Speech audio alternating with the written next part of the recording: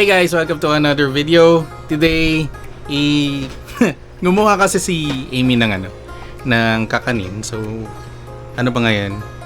Sabado de Gloria, no? So, Black Saturday. Tama ba? Black Saturday. Ayan. So, kahapon gumawa siya ng kakanin. Tapos, kakanin ng ng mga Bisaya. Tawag nila puto dayon. So, hindi to yung katulad ng puto na steamed na yung puti na yung mga steamed rice. So, ito iba to. Yung puto dayon is katulad ng suman. Technically, suman hubad. Oo, suman hubad siya. So, dati na lang niluluto yan. Even before yung bago pa lang, wala pa kaming pamilya.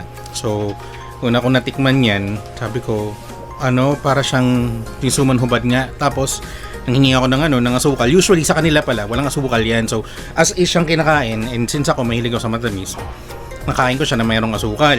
Recently, ang ginagawa ko naman, kinakain ko siya na may kasamang coco jam. So, yun, masarap din yan. Para siyang biko. Bibiko. Yung merong latik sa ibabaw. So, parang ganun yung niya, yung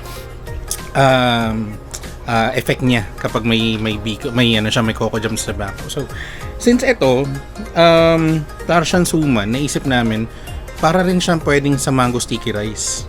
So, bumili kami ng mango. Ayan na siya.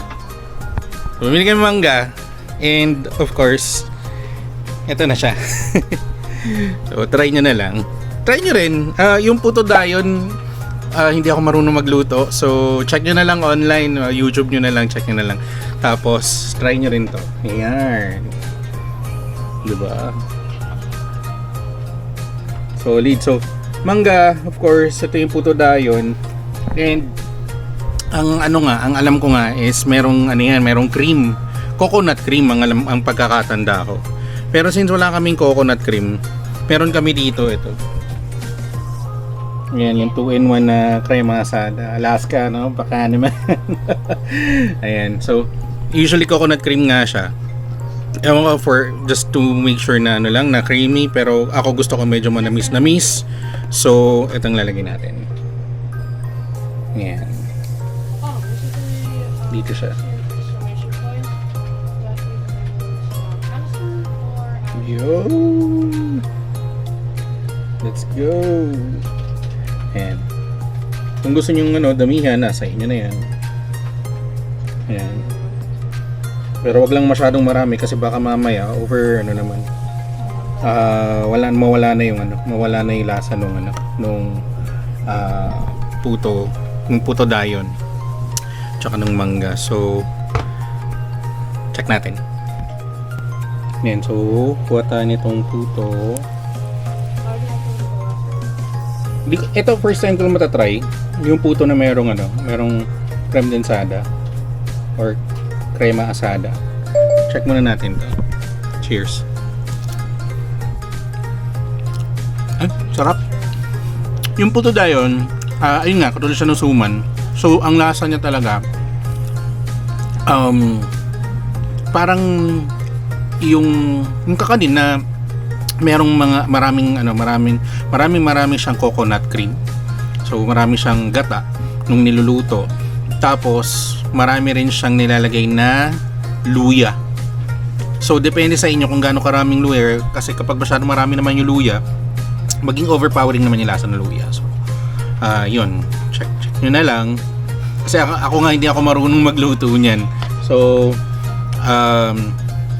patulong na lang kayo sa mga marunong magluto.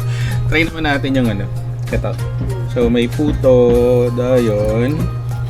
Tapos, samahan natin nung mango. Ayan.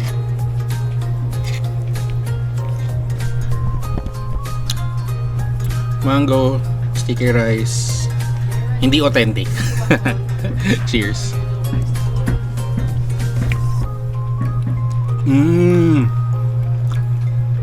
Sorry. First time kong kumain ng mango sticky rice. Kahit na nakakain na kami sa mga Thai cuisine na mga restaurants, hindi kami nakaka-order nung mango sticky rice. So this is the first time And I think malaking bagay na dapat matamis talaga yung mangga. Kasi ito yung parang deal breaker niya eh. Kung hindi matamis ang mangga, parang ang pangit nung ang pangit nung kalalabasan nung dessert. And luckily, since panahon ng mangga ngayon, murang mangga plus matatamis talaga. So, ayun, kung may oras kayo gumawa, I think medyo late na yung video, pero kung may oras kayo gumawa, gusto nyo i-try yung mango sticky rice, i-check niyo yung video ng paggawa ng puto dayon. Kung may mga kakilala kayong mga kaibigan ninyo ng mga Bisaya, or kahit hindi, kung marunong lang gumawa ng puto dayon, patulong kayo. Madali lang siya, hindi ko lang alam kung paano gawin, pero madali lang siya. Basta ang meron kami nun is malagkit, tapos maraming gata, tapos luya. Yung luya, ginayat yung luya para hindi masyadong mahalata dun sa kanin kapag naluto na siya. Kasi parang papakuluan mo lang siya ng mahinang apoy, tas medyo matagal lang yung pakuluan. And kailangan mo yata siyang ihalo-halo para hindi masunog yung ilalim. And I think lalagyan mo rin yata ng kaunting asukal, pero I'm not sure. So double check nyo na lang. So ayun, just try to check this out. Mango sticky rice na homemade. Alam ko medyo mahal to sa labas. So kung meron kayong mabibilhan ng mangga na matamis, yun, check nyo na lang to. So cheers, kain. Sarap.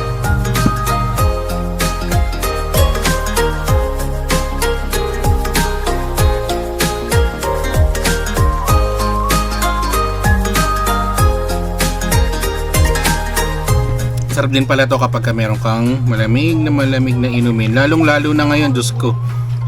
Kapag lumabas ka ng bahay or lumabas ka ng kwarto mo naka-aircon or malamig-lamig dun sa loob ng bahay ninyo, paglabas ninyo para kayong may free trial sa impyerno.